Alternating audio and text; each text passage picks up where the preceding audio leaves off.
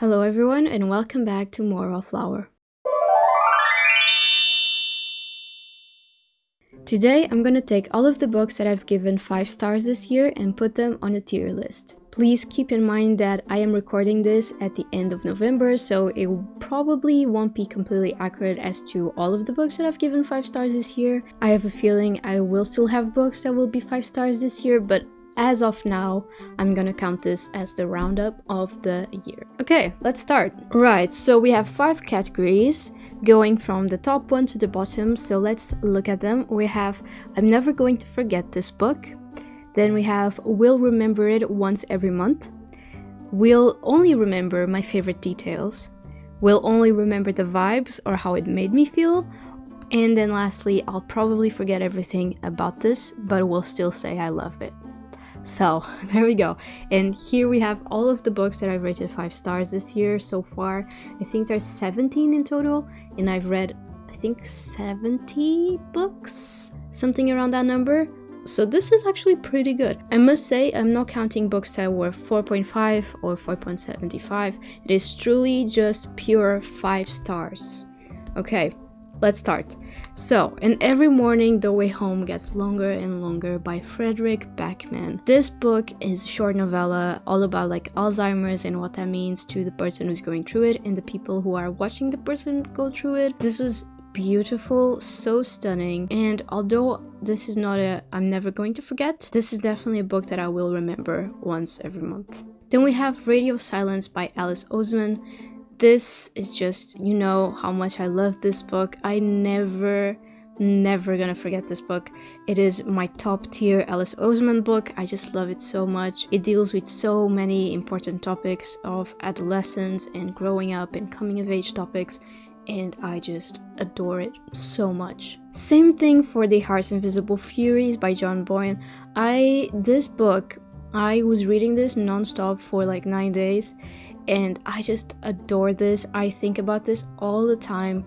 It is devastating and tragic and meaningful and just so heartfelt, and it's, yeah, never gonna forget this book ever. Then we have a little short story called Warm Up by V. Schwab. This is a prequel to Vicious and Vengeful, and I really enjoyed the world building and just learning about extraordinaries in this setting. I think although I really do like it, it will be I'll remember only the vibes and how it made me feel. I think that's why that's gonna go. Then I Hope This Finds You Well. This book meant so much to me when I read it. I was having very similar thoughts to the main character when I read this, and because of that, I think I will remember this once a month, because I really do. Blue Period, on the other hand, this is volume 11 of Blue Period. I love Blue Period. Do I remember anything? No. I don't know what happened in this volume. Could not tell you. I have no clue. But I loved it, and I'm gonna keep saying that I loved it. So, there he goes. Same thing for Spy Family. Actually, I think Spy Family goes on vibes and how it made me feel, because I do remember the story, and it is the first volume of Spy Family, so it's a bit more difficult for you to forget like what exactly happened here. So I think this will have to go here. Heartstopper Volume 5. I must say, this is not my favorite Heartstopper, and I read this all the way back in January, and I don't remember a thing besides the fact that they have sex. So I think this will have to go, and I'll probably forget everything about this, but I will still say I love it. There we go. Of Women and Salt, on the other hand, goes on. I'm never going to forget about this book. It is so stunning. It is such a journey. Gabriel Garcia is like a master of this craft of writing, like this literary fiction. We'll never forget. It is so good. She Gets the Girl by Rachel Lynn-Bicott and Alison Derrick.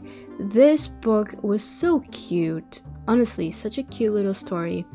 And I will have to put it on Will Only Remember My Favorite Details, because that is where I'm at. I've read this, back in like February, March, and I only remember a few things, so that's where it shall go.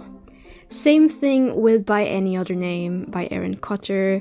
I love the vibes of this book so much. It is so stunning. There's some beautiful sentences in here about lust and love and forbidden relationships and what that actually means, and just absolutely beautiful. There's not enough people reading this book, in my opinion, but I don't remember that much about it. I only remember my favorite parts of it, my favorite details, my favorite scenes. I genuinely could not tell you who killed the guy. Like, the whole plot of this book is that someone gets murdered. I could not tell you who the killer is. I don't remember. So there you go. And I'm gonna have to say the same for Ballade para Sofia, I think that's the title of this, by Philippe Mel. I will have to put it on I'll remember my favorite details as well, because I remember some parts of the story, but I don't remember all of it. And I think what I remember the most about this book is how stunning it is.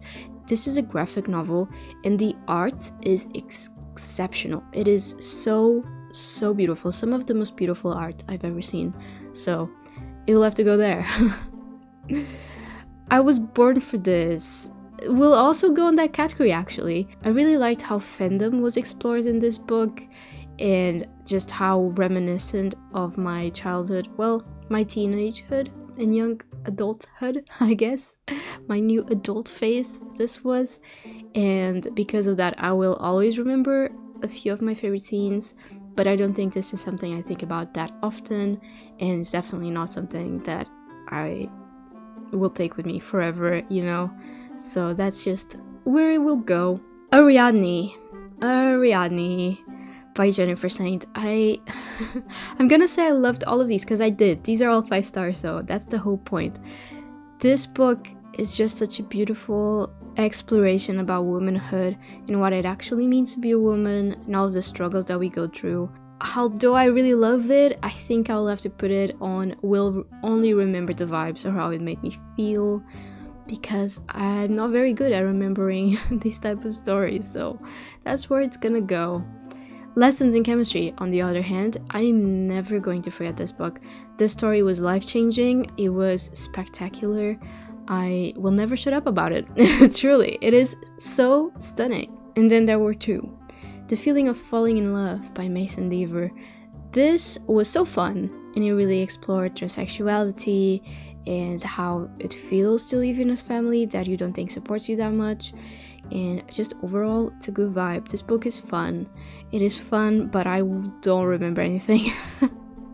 Unfortunately, I will forget everything about it and will still say I love it, because that's just how it is. And Girl Goddess Queen is honestly very similar to that as well, because again, Greek mythology is just that thing where I remember like the timelines and things, but I don't remember the details that well. So this will have to go on Will Only Remember the Vibes, or how it made me feel, because that's just the truth in it. So that's where it's gonna go, unfortunately. So there we go. This is my tier list. This is where all of the books would go. Keep in mind, these are all 5 stars, no matter what. I will always love these books unless I reread them in the future and they're not as good, but hopefully that's not gonna happen. But yeah, this is gonna be the video for today. I hope you enjoyed it, and I'll see you in the next one. Bye!